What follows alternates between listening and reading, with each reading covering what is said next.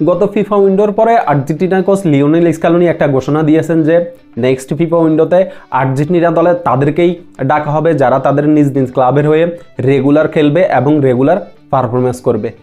এই ঘোষণার প্রেক্ষিতে আমরা ইউরোপে খেলা আর্জেন্টিনার সকল প্লেয়ারদের মধ্যে একটা ভালো করার প্রতিযোগিতা দেখতে পাচ্ছি।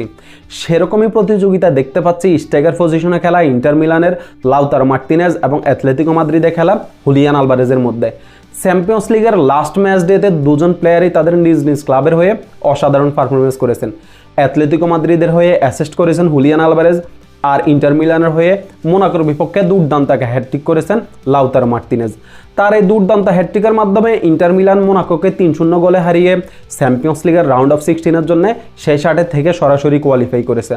সব কিছু মিলিয়ে এটা ইন্টার মিলান এবং লাউতারো মার্টিনেজের জন্য খুব ভালো একটা সময়, এটা ক্লিয়ার কাট বলতেই হবে। চ্যাম্পিয়ন্স লিগের লাউতারো মার্টিনেজ কেমন জানি একটু আড়ালেই থেকে যাচ্ছেন। আমরা যদি গত সিজনের দিকে তাকাই তাহলে আমরা দেখতে পাবো গত সিজনটা লাউতারো মার্টিনেজ স্বপ্নের মতো কাটিয়েছেন, কোপা আমেরিকার টপ স্কোরার, ইতালিয়ান সিরিয়ার টপ স্কোরার, কিন্তু লাউতারো মার্টিনেজ ব্যালন ডিওর এবং ফিফা বেস্টে আসলে ওইভাবে যোগ্য সম্মানটা পাই নাই।